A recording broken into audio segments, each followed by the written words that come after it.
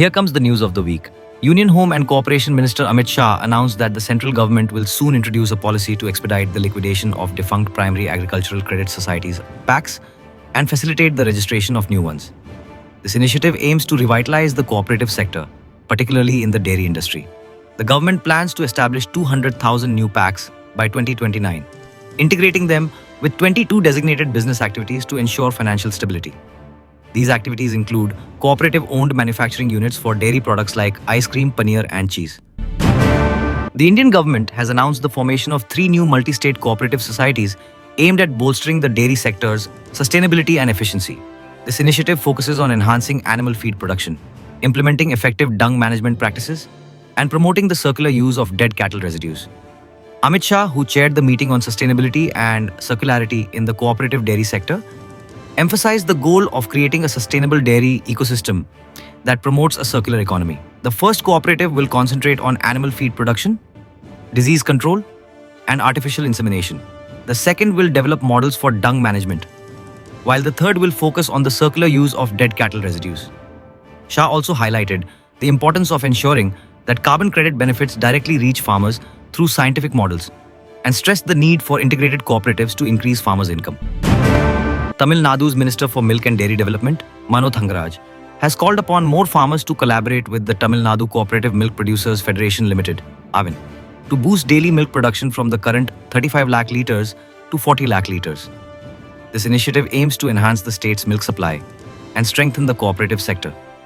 Speaking at the inauguration of a new Paneer Hut outlet in RS Puram, Coimbatore, Thangaraj emphasized AVIN's consistent pricing model, which offers stability to farmers compared to the fluctuating rates of private players.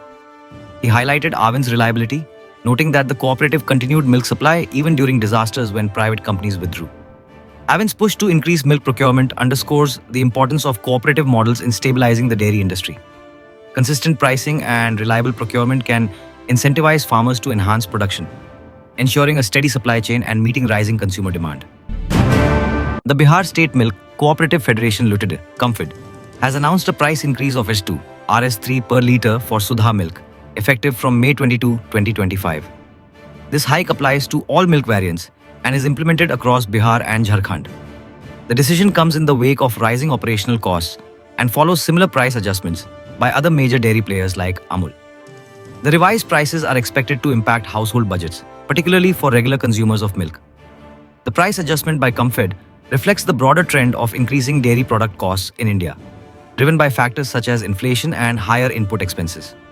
Stakeholders in the dairy industry should monitor these developments closely as they may influence consumer behavior and demand patterns. Dodla Dairy reported a 45 to 12% year-on-year increase in consolidated net profit, reaching rupees 67.96 crore for Q4 FY25, up from rupees 46.83 crore in the same quarter last year.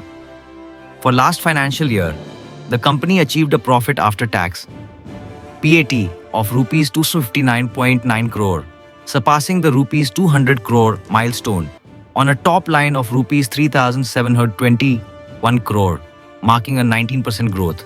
Let's gain more insights from their MD, Mr. Sunil Reddy, on CNBC TV 18. For joining in. Mr. Reddy, just wanted to know, from your end, how have milk prices changed in the first quarter? Have you also taken that 1 to 2 rupee per litre sort of price increase? And how has demand fared? What's your outlook for FY26 when it comes to, volume growth, value-added mix, and perhaps margin outlook as well? So thank you very much for having me on the show. This year has been a good year for us on 25 in terms of our growth because we have 3 drivers, which is Africa, India, and our cattle feed. Africa and cattle feed did really well for us. Looking at the margin outlook, the price increases that have been taken by the cooperatives, we have taken it in the last third quarter itself. And we will not see much of sale price increases that we will take because we've already taken the price increases in the previous quarters. Regarding procurement, I think the monsoons have come in earlier in the southern states and we are seeing a production increase in the procurement. And we think that the procurement prices will start to cool off a bit and therefore will help our margin profile as we go forward. For the year coming ahead, the forecast or whatever our guidance would be, we will maintain similar CAGR levels that what we have been doing as the past years. This year has been an exceptionally good year in terms of growth because of the acquisition that we did in Kenya has panned out really well and gave a significant boost. But otherwise, we will maintain steady state of growth and profitability growth. What would that be in terms of quantifiable numbers? We normally do around double-digit growth in terms of volume, the lower double digits, and in terms of revenue, we do mid double digits. That's where we'll be at. Around 15% revenue growth rates is what we will be at. The Global Dairy Trade (GDT) auction on May 20, 2025 concluded the 2024-25 season with a 0.9% decline in the price index, signaling a cautious market sentiment. Cheddar cheese experienced a significant drop of 9.2%, settling at an average of $5,007 per ton, while lactose plummeted by 13.2% to $1,398 per ton. Whole milk powder, a key product influencing Fonterra's Farmgate milk price, decreased by 1.0% to $4,32 per ton, and skim milk powder fell by 0.7% to $2,817 per ton. Butter prices also saw a reduction of 1.5%, averaging $7,821 per ton. Conversely, anhydrous milk fat and mozzarella bucked the downward trend, recording increases of 0.9% and 0.7% respectively. The slight downturn in the final GDT auction suggests a market recalibration after sustained growth. Indian dairy exporters should monitor these trends closely, as fluctuations in global prices, especially in key products like whole milk powder and cheddar, could impact export strategies and pricing models.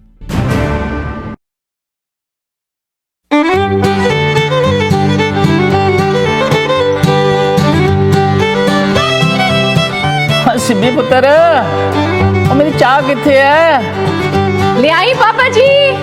पुत्र मेरा हल्दी वाला दूध भी ले आई। ले आई mummy जी।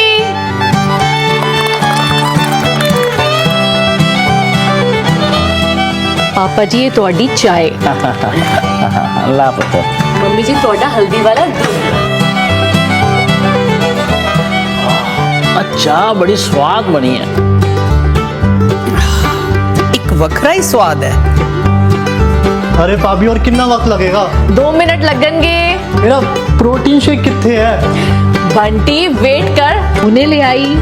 Okay भाभी। ए ले बंटी तेरा प्रोटीन शेक। थैंक यू भाभी जी।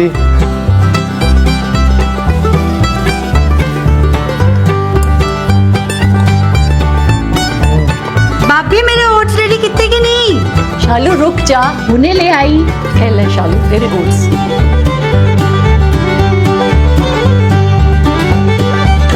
मम्मी आज शाम को मेरे लिए खीर बना देना। अच्छा मेरे छोटे चैंपियन। अच्छा बाय मम्मा। बाय बेटा। मेरे और मेरे परिवार ਨੂੰ ਤੰਦਰੁਸਤ ਰੱਖਦਾ ਹੈ। मैक लाइफ मिल्क एक वखरा स्वाद।